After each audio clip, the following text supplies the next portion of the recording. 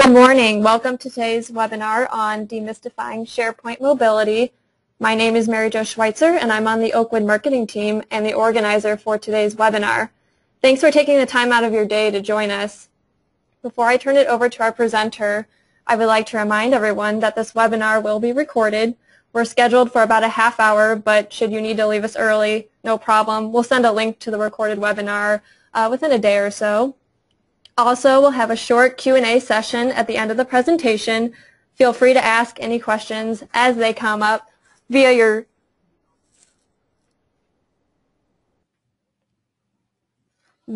question window to the right of your screen. We'll go ahead and answer any questions at the end of the webinar. And with that, I introduce Grady Reeser as our presenter today. Grady is a principal consultant on the Oakwood SharePoint team and has been with Oakwood for 2 years. He's helped many of our clients realize the collaborative benefits of SharePoint and the entire Microsoft stack. Concentrating on process and content architecture, Grady has led the over-the-horizon vision and forward-thinking Oakwood initiatives. Grady is a Gemini and truly splits his love equally, as he says. And with that, I turn it over to Grady Reeser. Thank you, Mary Jo, and yes, I'm a Gemini, and I split my love between myself and others, as you duly noted. So thank you, and good morning, everybody. So what we're going to be doing this morning is kind of a high-level strategic overview, not of how to implement mobility within SharePoint, but more, what does it really mean? We've all heard the terminology. We've all heard the buzzwords. We've all heard, oh, you can connect on your phone and do anything you want. But when it comes to the actual practice of collaboration, when it comes to the practice of sharing information and doing a many-to-many communication style, where do we start and where do we set our goals? So that being said, I'm going to go ahead and dive in. I would ask that everybody, we got a pretty large audience today, so I would ask that everybody get their questions in as opposed to doing it throughout the webinar. It looks like we'll go ahead and schedule that at the end. So mobility, it's a great buzzword, but do we really care? Does a business today need to be concerned about mobility as a benefit or as a cost or an attribute of doing business? So what I like to tell people is mobility is not necessarily defined, okay? Mobility is defined not by its word, but by its surrounding circumstances. So we've all seen numbers. I'm going to throw a couple at you here. We're not going to go through these individually, but the bottom line is let's talk Black Friday, okay? Let's talk Cyber Monday. Yeah, there's some percentages in there. We can do graphs. We can do charts. Bottom line, projected $15 billion in mobile sales alone for the 2014 holiday season. This came out a couple days ago, and it's shocking. Money, real money, $15 billion. How many people? Well, we are projecting right now by the end of 2014, we'll have more mobile devices on Earth than there are people.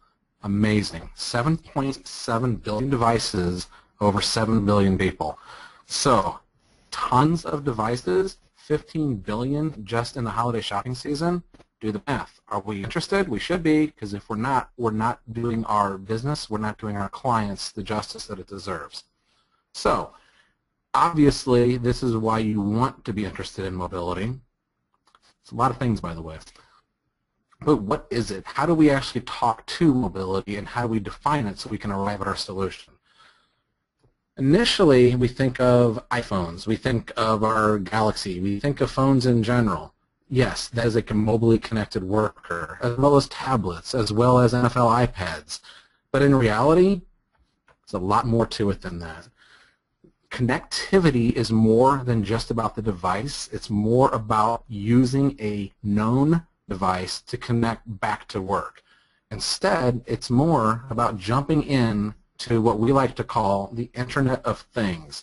So IoT is a new concept that's been floating around for the past couple of years. A lot of people have different definitions of it, but the bottom line is we are living a connected world. You know, if you think about what we have in our houses, a lot of us are using Nest or Wi-Fi connected appliances, things like that.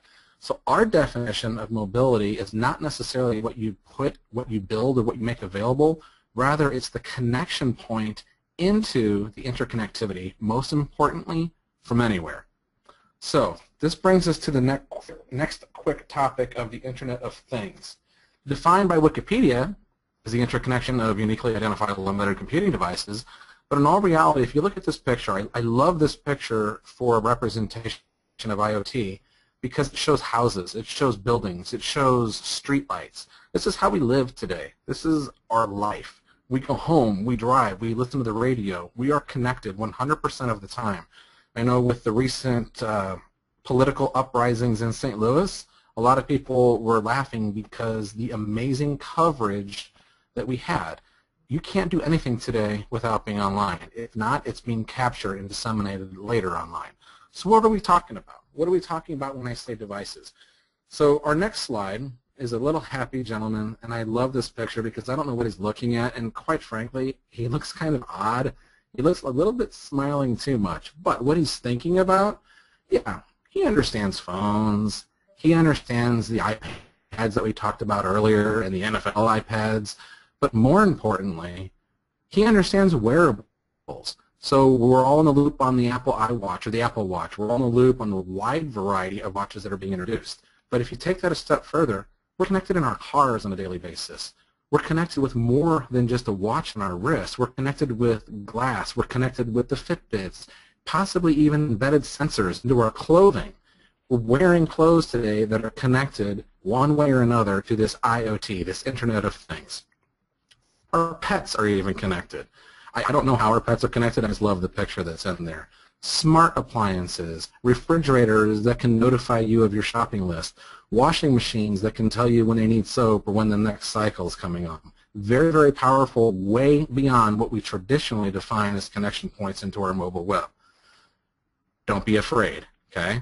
This is going places that we don't know where it's going, so rather than putting limits on what we define, we're just going to let this happen, okay?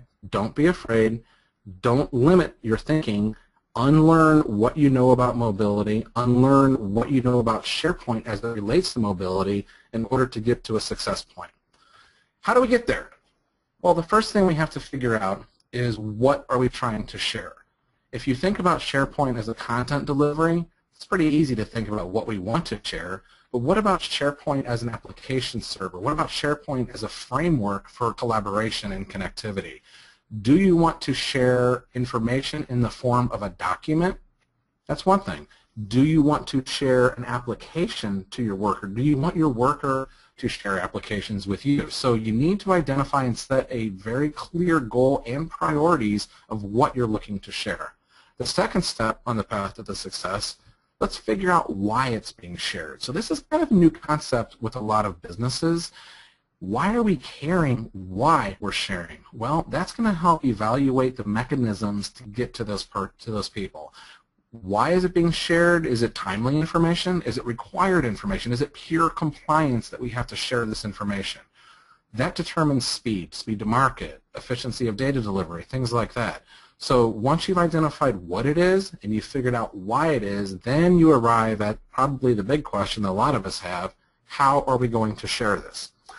With SharePoint today, within 2013, there's a couple features, and we're going to kind of quickly go over because we do only have 30 minutes.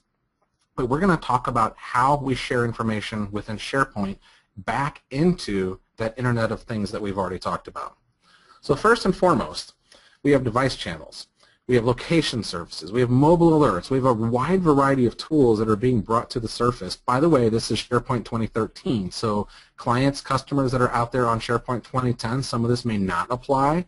It is a push to get to 2013. The online version, the on-premise version, SharePoint Server, does incorporate all of these items that we're going to talk about today.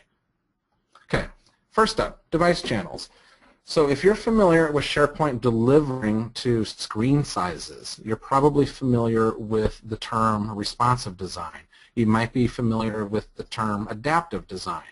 What device channels allow you to do is not only to customize the size or perhaps the graphic intensity of what you're delivering to your people. Instead, it's actually saying, hey, I want the classic view, but it's being delivered from a different master page and completely different CSS from the contemporary view or the full screen UI, which might be on a computer or a connected individual on a broadband as opposed to a cell connection.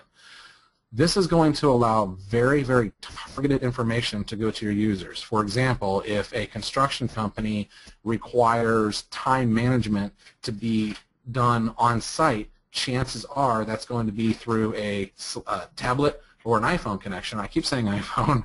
You can probably tell my slant, through a phone connection. So you're building a master page or CSS that delivers information cleanly. We don't necessarily care about graphics, and you might not care about documentation on that particular site. What you want to deliver is your time tracking mechanism. Deliver it through that custom master page and that CSS that device channels brings to the surface. Same thing with the contemporary view, same thing with the full screen UI view. So start to think about not just what does it look like on screen, but what information am I delivering to those screens, and does all the information matter? Where are my priorities? Going back to that second question that we ask of why we're delivering the information, tailor it to the device through device channels. Next up is location services. So this is something that's relatively new, introduced in 2013, but allows for lists, information within SharePoint to be geographically aware. So going back to that construction example, I am a foreman at a construction site. I'm inputting information into a time management system. I can programmatically develop applications that take advantage of latitude, longitude information from the list item, eliminating extraneous data or even highlighting the pertinent data. So if that foreman is responsible for 6 sites and he's on site 4, the list that's being presented to him may highlight only list 4's geolocation. Vice versa, he can input information and it will automatically go to the area or the right list that he wants. A couple things to be aware on this one.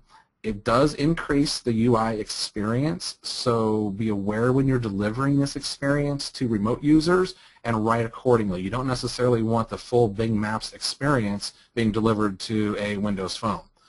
Second little thing to remember is it is a programmatic only edition. This is something that cannot be configured or added through the UI. So this is a little bit more of an advanced feature, but the power that this gives you in terms of your mobile workers is immense. A traveling salesman traveling through, say, Louisville, Kentucky, your sites can show him your partner locations based on where he is. Location-aware context delivery, context of content delivery, all built into SharePoint without having to use third-party parts. Another great example for this one, a mining company that has to categorize all of their land deeds, and we're talking hundreds of thousands of them. Context and geo-aware list and item tagging can say, I am at location ABC. I need to be aware of my land deeds or my land issues for the following things. People used to write applications that did that, built into SharePoint now into the 2013 experience. So very, very powerful experience. Backing up a little bit in terms of simplicity, mobile alerts. So all of us receive alerts. All of us receive our texts. But a disconnected worker, somebody who's not actively pulling from your network constantly, can receive a push alert. So if I have an alert set up for a library, like in this example that's on the screen, oh, Gant has uploaded his My Resignation document. So rather than having to pull information, this worker is getting pushed the alert that, hey, something is up. So I no longer have to worry about sitting at Starbucks connecting to see if there are changes, or going back to the office at the end of the day to make sure that I've received the latest and greatest updates in my documentation. Very, very simple to set up, built into SharePoint, and goes across all devices and all the channels. So very, very powerful tool. Rather than just thinking of alerts, start to think of news feeds. Start to think of information that can go to people that aren't just updates, but instead real communication, allowing this person to quickly connect back in and update documents on the fly. Our next topic is going to be Office web applications. So a typical flow might be a worker receives, oh, I've updated this. Well, I'm Gant's boss. I need to go back in and read this and make some changes before I allow him to submit it. I can jump back in via Office web applications, not only view, but edit his document on the fly. He'll then receive an alert that, hey, it's been updated again. We've just achieved co-authoring without even really connecting to our network, without having to VPN in, without having to stop off at a Starbucks through what I'm just showing you. So Office Web Application, very, very high-level definition of what Office Web Applications are: a browser-delivered Word, PowerPoint, Excel, OneNote editing suite delivered to your phone via the web app version of those.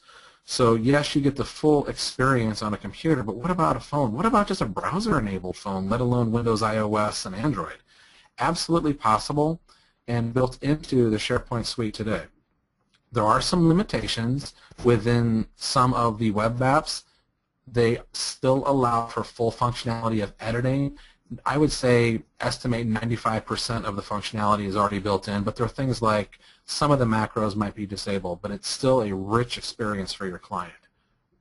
Okay. The big point of this discussion is what's next. I think a lot of us already know about these features, but more importantly, what's happening next? So as we're all aware, SharePoint 2013 is on-prem. Microsoft will be delivering a SharePoint 2015 server on-prem. What it is, we don't know 100% yet, but industry trending is starting to show that it's going to be a more integrated experience, almost a hybrid solution with SharePoint Online. So as we move our businesses towards supported topologies of hybrid solutions, we need to start becoming aware of that information delivery mechanism and the information reason of the delivery. So, got a little quick tag cloud up here that talks about gestures and sensors and synthetic vision intelligence, things like that. As we're moving forward with the Apple Watch, for example, do we deliver a rich UI experience, or do we start to think about slimming that down, trimming it down, making nothing but a very, very simple information delivery experience? How do we interact with that? Do we use gestures? Do we use touch? So rather than limiting ourselves to adaptive design, rather than limiting ourselves to responsive design, we need to start thinking about, I'm not going to deliver to every device out there. Instead, I'm going back to that what I want to deliver and why I want to deliver it, and start coding, start thinking about how to organize my information to allow for interaction with this information based on the new devices that are out there, or new devices that are even over the horizon. Start to think about sensors.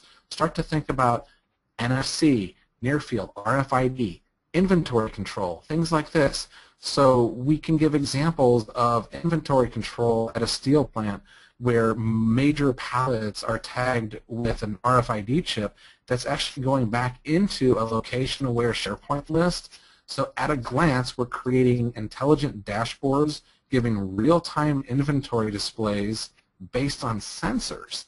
So it's not just about how to deliver the information, it's receiving it as well. I know one of our clients and I were having a discussion yesterday over lunch about sensor-embedded clothing. So that sounds kind of crazy. Adidas is going to be introducing this soon. But if I'm a health insurance company and I want to offer my clients a discount based on fitness, why not take advantage of that? And what a better way to collect the information and deliver this information with geolocation-aware SharePoint lists. Report against it with business intelligence, deliver it across the device channels so my end users, my person wearing the Adidas belt or the Adidas hoodie can actually check their intranet and see that, hey, I just walked 6,000 steps today. But you see how we're starting to get away from SharePoint being a one-way content delivery mechanism. Now it's becoming an information repository that's a major stop along this highway of Internet of Things. Movement, synthetic vision, smart analysis, all data-driven. With SharePoint's incorporation of its business intelligence suite, we are seeing more and more analysis of existing data that is driving business decisions. So if you start to think about workers' patterns, labor patterns, a help desk situation where in the past we'd have to do reporting against trouble ticket systems or phone call analysis, we can start to use individual human movement based on sensors. We can put sound sensors in, record and deliver the information, and analyze them through SharePoint and deliver them through the device channels that we already talked about. So I would ask that everyone that's listening to it starts to think about their own line of business, their own towers, their own areas of specialty, how can you take advantage of some of what we've quickly talked about in your field? I know in the law field, everything is billed. Every minute is billed and goes back to a client. Those are typically software driven. In the past, we've integrated SharePoint with a third-party time tracking systems. Is that even necessary anymore? Can we use the accelerometers that are based in devices to track movement and activity coupled with geolocation? If I have an individual on site at a client, I know where to bill it. I know where to put that person's time automatically built into the systems that we're already using today. We just haven't thought of them as being interconnected. So hopefully that will get people thinking ahead a little bit and start to come up with creative ways that people can apply the technology that's already out there and how to make it work for you. So that being said, I've sped through this. I'd like you guys, if you can, I think you have to type in your question, but I'd love to take any kind of questions that are out there. Mary Jo, has anybody alerted yet? Yes, we have a few questions. We have one from Ben who's asking, where does this all fit in terms of the next release of SharePoint Server? Okay, I touched on that a little bit, so let's dive into that a little bit more. So obviously the next release is still an official mystery to us, but we can look at where we've come from and where we're likely heading. And I would answer, it was Ben, I would answer Ben in saying that as we're moving forward, we're probably putting more emphasis on alternative input as well as alternative output. So as more devices come online, as more businesses adopt a bring your own device strategy, I'm seeing the importance of multi-channel delivery ever increasing. We've got clients that are asking the right questions now and even starting to act on some of those, diving into some new technologies that SharePoint is just wrapping its hands around, specifically around forgetting heavy customized UIs and instead going more towards the tailored UIs and the simplified UIs, allowing this next version of SharePoint to come in and be upgraded without a lot of pain. So we have seen trending downwards in terms of complexity of delivery, but at the same time trending more efficiency as far as gathering of information, analyzing that information, and distributing that information. I hope that makes sense. Okay, we have another question, from John, who's asking, does Office 365 support this mobility feature functionality? Absolutely. So everything that we've talked about this morning is updated regularly within Office 365. As far as local collection of information, some of the examples I gave having to do with the NFC and the RFID chips, those are indeed hybrid solutions. So is it supported? Yes, but your architecture may need to be customized to allow your individual case-by-case situation to be most efficient for you. So I do see more and more functionality being updated regularly online as opposed to prem. And if we think about it, we are doing monthly updates. However, if you look at Office 365, it's basically a daily build. So we're getting the latest and greatest from them. So I would answer your question, absolutely yes, and probably more so in the future with as yet undiscovered applications of the technologies. It does allow Microsoft to turn on a dime quicker when they are publishing for an online situation.